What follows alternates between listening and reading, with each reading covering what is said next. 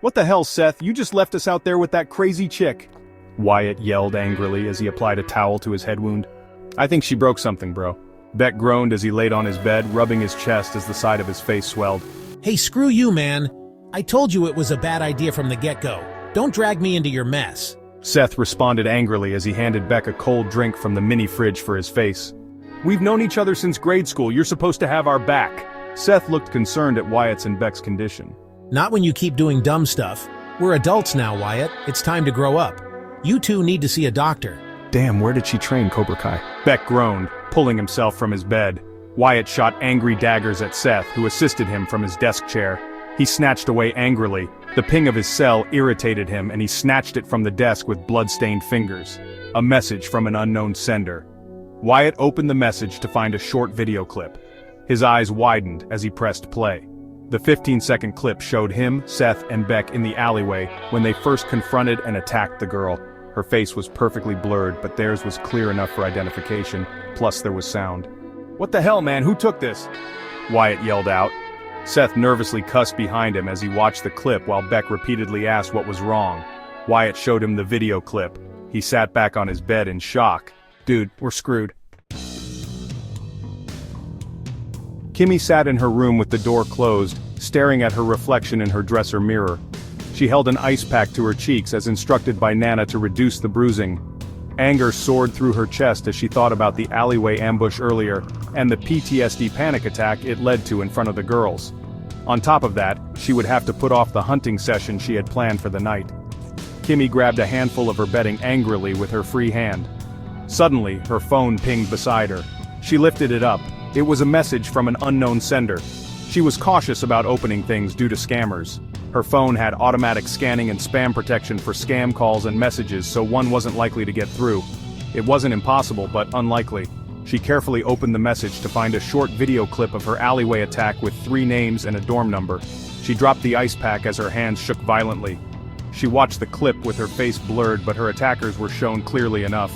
She read the names Wyatt Scott, Beck Ryan, and Seth Asher, West Dorm Room 206 over and over.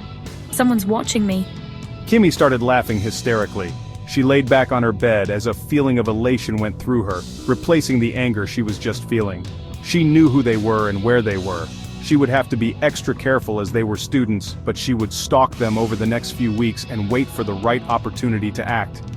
Kimmy suddenly sat up and looked back at the video with a growing curiosity and nervousness. Who had taken the video?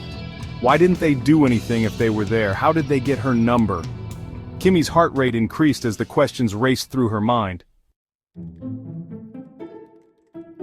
Darian grinned as he leaned back in his desk chair. He had successfully sent the videos to the jerks and to his lovely Kimmy. Now he would have some fun with Kimmy's attackers. He had done a bit more digging into who they were and their backgrounds. They were all well off, especially Wyatt Scott. They had a lot to lose.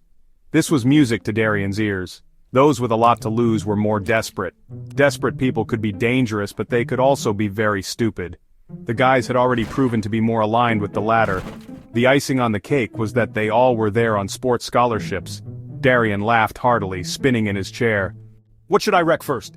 He whispered to himself with glee. Who could have sent this? Wyatt mumbled. More importantly, why did they send it? What do they want? Seth interrupted.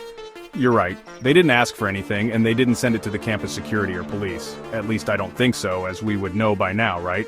Right? Wyatt asked nervously. Maybe not. Maybe we'll be arrested any time now. Beck muttered sadly.